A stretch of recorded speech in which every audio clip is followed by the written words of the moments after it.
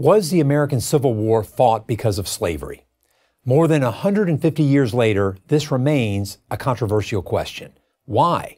Because many people don't want to believe that the citizens of the southern states were willing to fight and die to preserve a morally repugnant institution. There has to be another reason, we are told. Well, there isn't. The evidence is clear and overwhelming. Slavery was, by a wide margin, the single most important cause of the Civil War, for both sides. Before the presidential election of 1860, a South Carolina newspaper warned that the issue before the country was the extinction of slavery, and called on all who were not prepared to surrender the institution to act. Shortly after Abraham Lincoln's victory, they did. The secession documents of every Southern state made clear, crystal clear, that they were leaving the Union in order to protect their peculiar institution of slavery, a phrase that at the time meant the thing special to them. The vote to secede was 169-0 in South Carolina, 166-7 in Texas, 84-15 in Mississippi. In no Southern state was the vote close. Alexander Stephens of Georgia, the Confederacy's vice president, clearly articulated the views of the South in March 1861. Our new government, he said, was founded on slavery. Its foundations are laid. Its cornerstone rests upon the great truth that the Negro is not equal to the white man, that slavery, submission to the superior race, is his natural and normal condition. Yet despite the evidence, many continue to argue that other factors superseded slavery as the cause of the Civil War. Some argue that the South only wanted to protect states' rights. But this raises an obvious question. The states' rights to what? Wasn't it to maintain and spread slavery? Moreover, states' rights was not an exclusive Southern issue. All the states, North and South, sought to protect their rights. Sometimes they petitioned the federal government. Sometimes they quarreled with each other.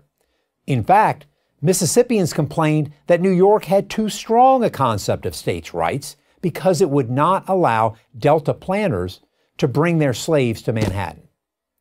The South was preoccupied with states' rights because it was preoccupied first and foremost with retaining slavery.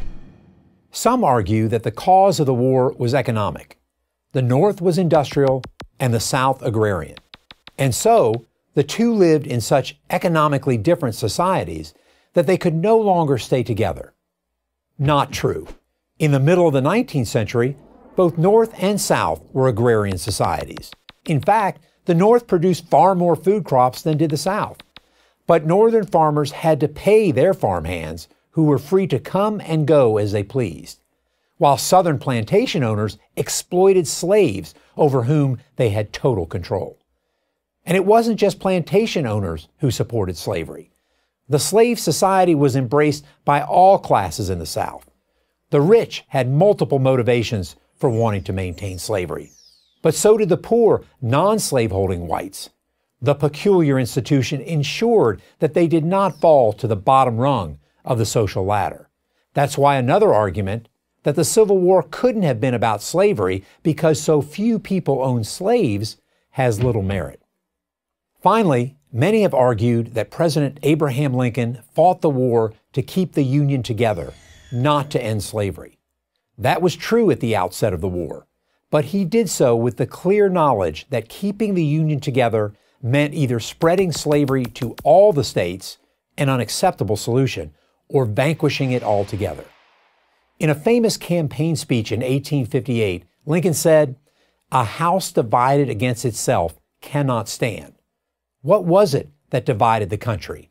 It was slavery and only slavery. He continued, "I believe this government cannot endure permanently half slave and half free. It will become all one thing or all the other." Lincoln's view never changed, and as the war progressed, the moral component, ending slavery, became more and more fixed in his mind. His Emancipation Proclamation in 1863 turned that into law. Slavery is the great shame of America's history. No one denies that. But it's to America's everlasting credit that it fought the most devastating war in its history in order to abolish slavery. As a soldier, I am proud that the United States Army, my Army, defeated the Confederates. In its finest hour, soldiers wearing this blue uniform, almost 200,000 of them former slaves themselves, destroyed chattel slavery, freed 4 million men, women, and children from human bondage, and saved the United States of America.